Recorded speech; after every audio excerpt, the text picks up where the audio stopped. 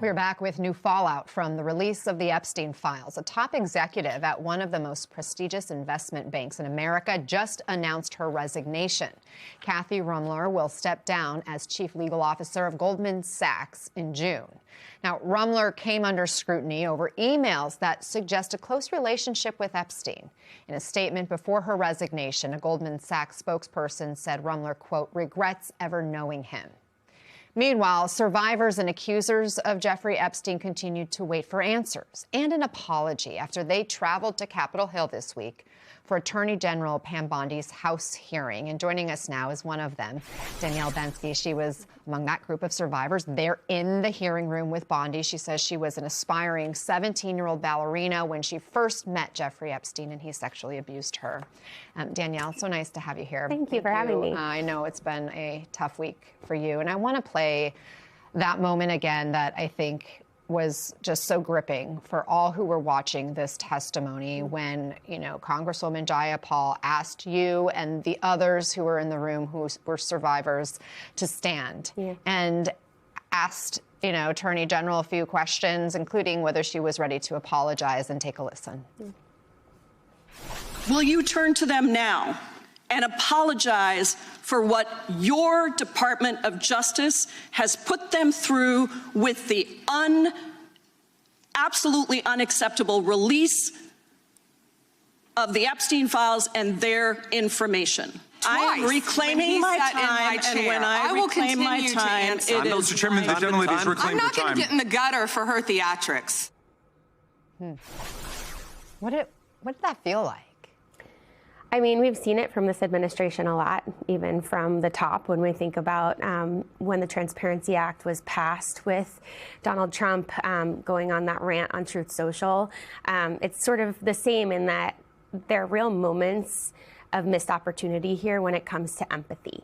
Empathy for not just the people that stand there, but for survivors as a whole. And it was just one more, actually three more, because there were 3 times that she could have turned around in that room. 3 times that she could have turned around and just looked us in the eye for one moment and just, she didn't even have to say anything, just the sheer acknowledgement that we were human would have been enough, and she couldn't even do that. Did you even feel seen by the Attorney General? No, not at all. In fact, I think she did everything in her power to not see us. If a staffer would come by, she would lean her head back to talk to them because she knew that we were sitting to her right? So she would never look over the shoulder, or if she started to glance in that direction and all of us sort of like moved in on her, she would move her back, you know. So did everything actually to just remind us that we are nothing to her. And yet we did hear her, I think it was in her opening statement and perhaps during other parts of testimony, talk about her 18 years that she was a prosecutor during her career and always putting victims first. How did that land with you? I mean, if she put victims first, she would at least acknowledge our presence there. But, and I just, you know, this idea of like, I think she feels, and maybe not, but there's an admission of guilt if she has to talk about the Epstein world, and guilt on the part of like the DOJ releasing all of our information, all of our names, and you know, she's evading responsibility and evading any sort of sense of accountability with that repeatedly, and so I think that she wouldn't want to say that you know, take responsibility for it at all.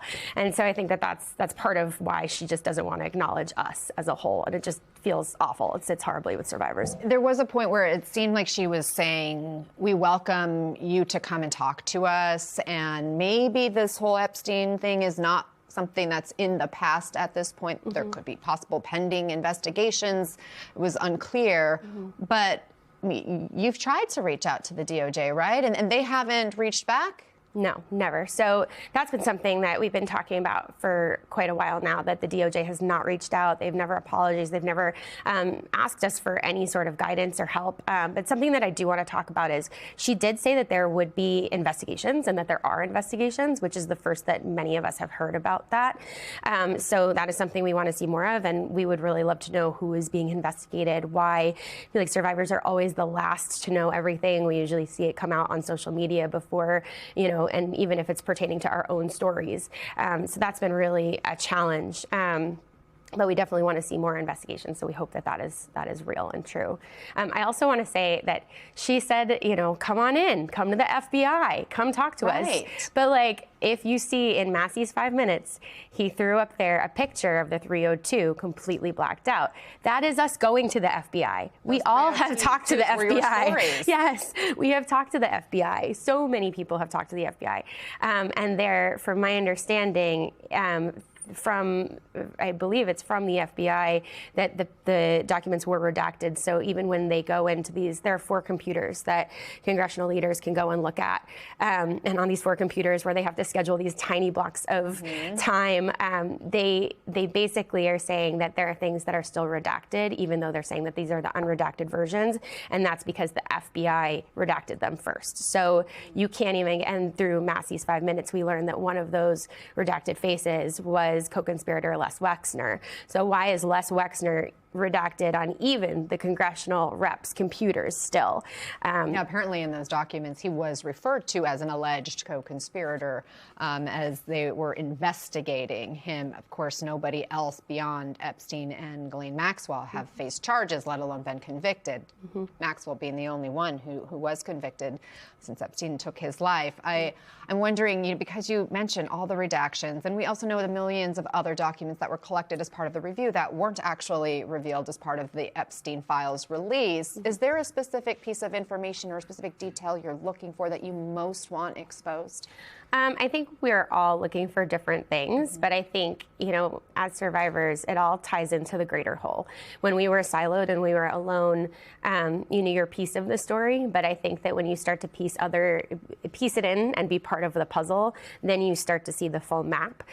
So I think that each survivor is looking for their own piece, and then we put it together, and then we can see the whole. And I think that's why the community is so important, and why, you know, survivor sisterhood as a whole, feeling that moment of unity is really, really important and powerful. It does seem like you have a sisterhood, which Yeah. I'm happy to see. I know you're not letting up on getting the truth out there. Thank you so much for continuing to speak out and for joining us today, Danielle. Thank you so much, Anna. It's nice to have you here.